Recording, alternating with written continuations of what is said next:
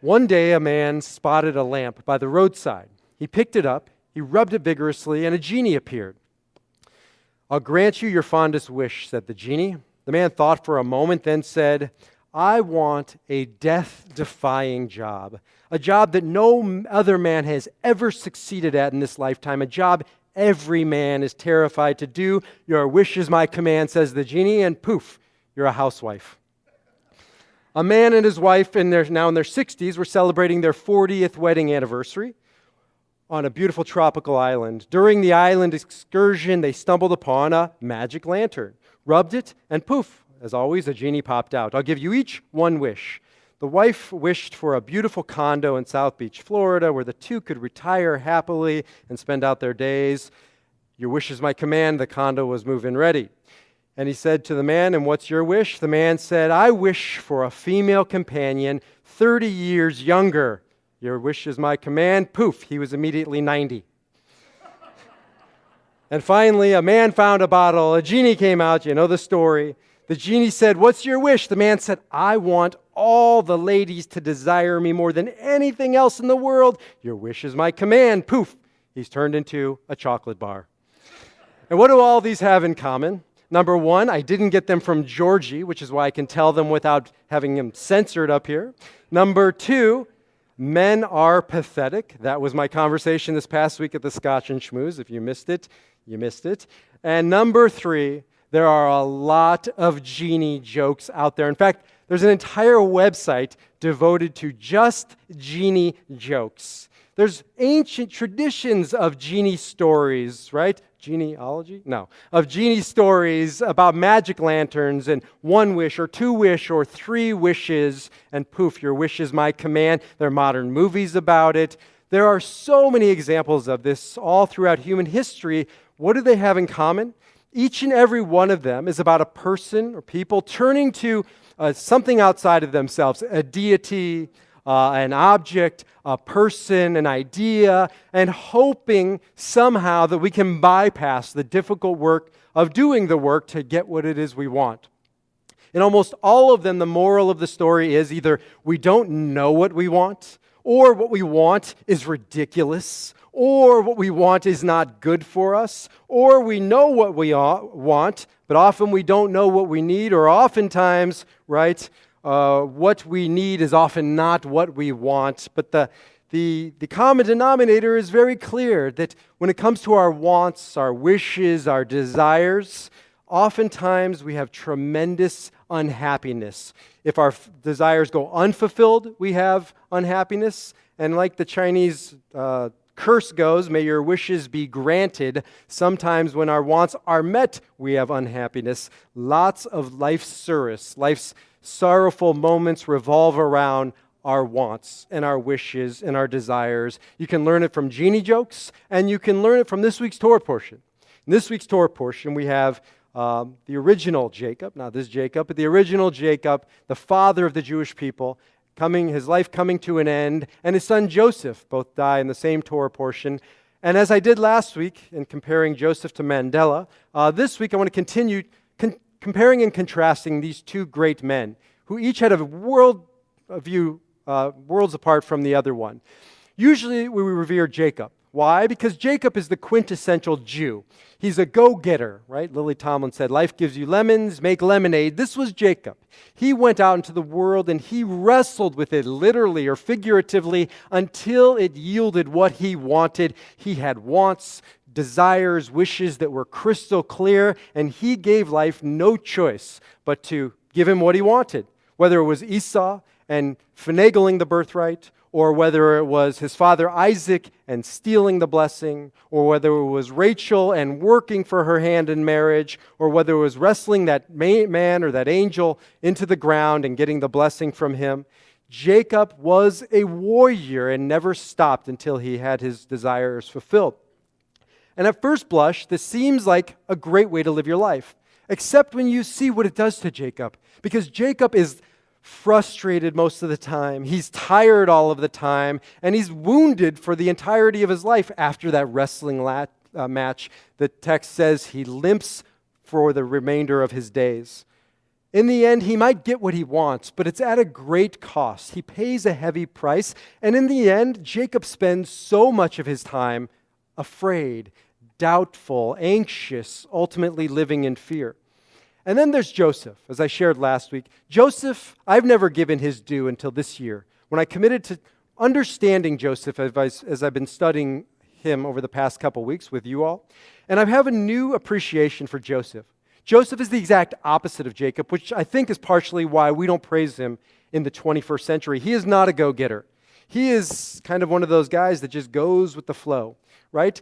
What happens to Joseph? Lots of things happen to him. First, he's thrown into a pit by his brothers. He's betrayed by his brothers, and then he's sold off into slavery where he languishes in a prison, and then he rises to the palace of Pharaoh, the pit, the prison, the palace. Every step of the way, whether it's lows or whether it's highs, Jacob doesn't really respond. Right? And it almost makes you want to light a fire under him, to get him going, to push him and say, get out there and fight for what you want like your father Jacob did. And yet, when you take a step back and you look at Joseph at the end of his life, you realize this was a man who knew what he was doing. It wasn't that he was lazy or even passive, but he had a different worldview, a different way to approach life's difficulties. Yes, he goes with the flow. And because of it, he doesn't have those highs and those lows. Joseph doesn't seem burnt out. He certainly isn't anxious. The Torah doesn't even say he's fearful, not even once. In the end, Joseph is the one that rises to the highest of heights, the second most powerful man in the entire land. Joseph, sees almost all of his wants ultimately fulfilled.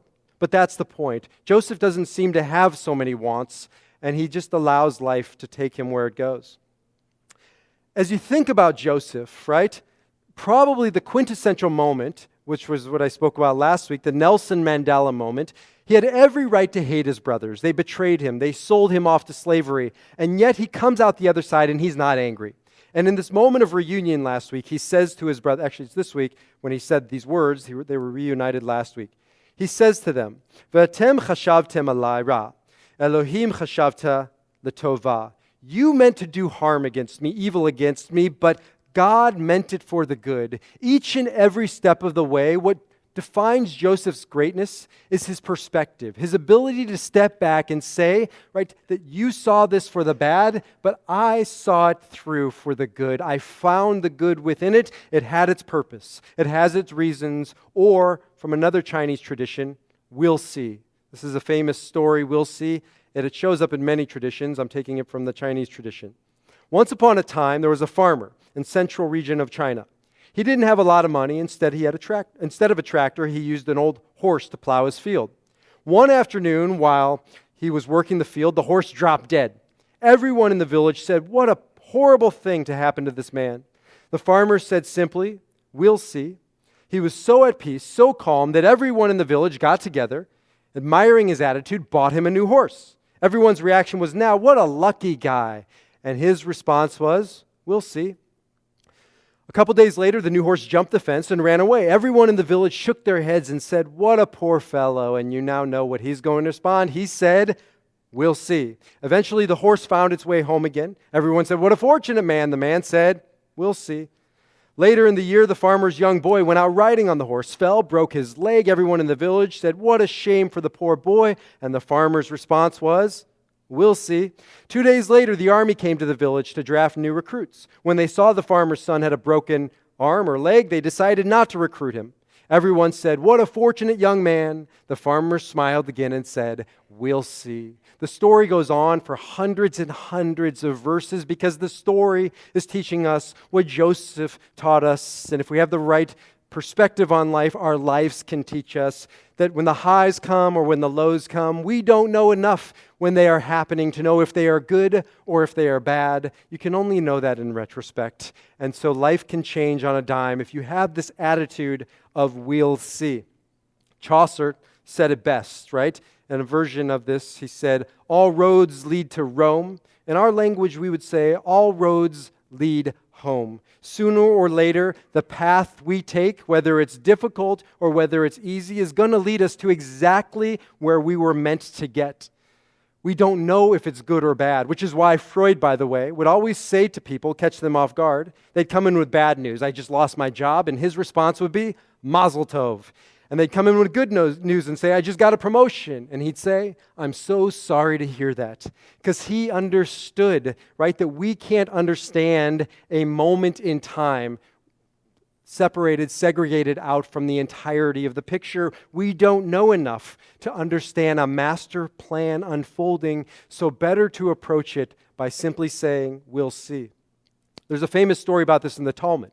The Talmud talks about Rabbi Akiva. And Rabbi Akiva was known for his we'll see attitude. In the story, he went to a nearby town. He didn't have a place to stay, so he went to an inn.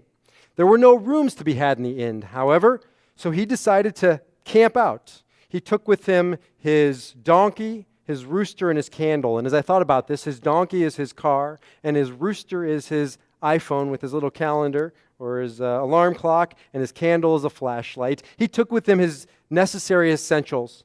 He went camping, and overnight, a fox ate his rooster, a lion ate his donkey, and the wind blew out his candle. Rabbi Akiva, however, with his we'll see attitude, like Joseph, figured this was God's will. He didn't say, we'll see. He said, Kol daman David Rahman latav, Avid in Aramaic.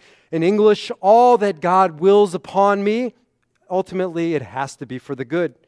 When he woke up that next morning, he found that overnight the town was ransacked and everybody in it was killed. Had Akiva's rooster crowed, had his donkey brayed, or as his candle shone bright, the sackers would have seen him and probably killed him along with the rest. This we'll see attitude got him through life, just like it got through another figure in the Talmud, a man named Nahum, right? Hirsch sent me this teaching a long time ago. Nahum is a guy who was called Nahum Ish Gamzu. What does Ish Gamzu mean? A man who said Gamzu, also this. It comes from a phrase that he said over and over when facing life's adversity, Gamzu Latova, that this is also for the good. Whenever he faced a difficult, challenging, even tragic situation, Nahum would say, Gamzu Latova, this is also good. He said it so much that they just called him the Gamzu man, right? The guy who will respond, this is for the good no matter what it is. And if you look at Jewish history, this is the message of our people. Because after Joseph, what happens? His children go into slavery. But if we didn't have that servitude, that slavery, we wouldn't have had the story of the Exodus. During the Exodus, it was a difficult time. But if we didn't have those difficult times, those people would not have worked as hard as they did to get out of the Exodus and to get to Israel.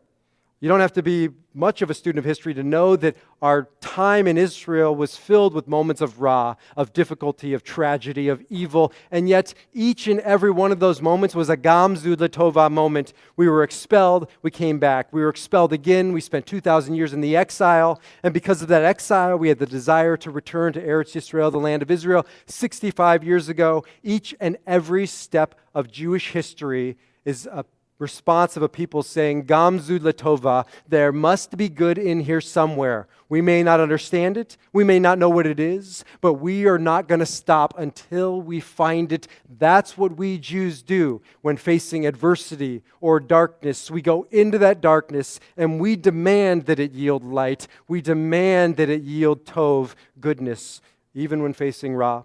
And we don't know enough to know what is good ultimately and what is bad in relation to history or our lives. A study came out recently I was reading about lottery winners. Lottery winners are among the least happy people to have ever walked the earth. They showed that almost all of them end up miserable because of what the money does. I know each and every one of us says, please God, give me that kind of misery, right? Test me out, see if it's true, but over and over it just goes to prove we don't know what we want. When you hear about celebrities, right, the number one criticism they often have is they can't find any moments of privacy. They crave anonymity. They crave not to be famous. It is one of the most difficult things, I'm told, about being a celebrity. And over and over again, the things that we think we want oftentimes aren't good for us, and the things we think we don't want are oftentimes very important for our growth. whenever I do funerals, what comes up when sitting with the family are not the times when the wants and the desires and the wishes are filled, but when the wants and the desires and the wishes go unfulfilled, and yet that person responds to them with that we'll see attitude. We respect people who respond like that, like Nelson Mandela this past week. We revere him because he had that we'll see attitude. 27 years in a prison, and his response was, is it bad? There must be good in here somewhere, right? Time will tell. We will see. It isn't an excuse not to do the work. It isn't an excuse to kick back and say, God will provide. Right? What is the Bedouin saying? Have faith in God and tie up your camels. As Jews, we need to take control of the situation. That's what life has taught us, but we also need to know that there's a fine line between taking control and becoming controlling. I'll end with this, and then we're going into the Ruach rally just a little early because we finished a little early, and I refuse to make you suffer by extending the sermon. So I'm going to end with this, right? I once saw a poster, I think it was at my mother-in-law's house. On the poster, it said, life is like riding a roller coaster. You can white-knuckle your way through the twists and turns. You can scream at the loop-de-loops and holler out of anger by not knowing what's around the bend. Or you can accept the ride for what it is. You can let go. You can throw up your hands and just enjoy the ride itself. Either way, you end up in the same place. Either way, you get to wherever it is you were going. You get off at wherever it is that roller coaster stops. But if you become a we'll-see type of a person, if you become a gamzu kind of a woman or man, the ride is much more interesting and adventurous and exciting. It's much more fun to experience the twists and the turns and the loop-de-loops. It leaves us a lot less anxious, a lot less fearful. And in the end, it makes us and the ride a lot more fun.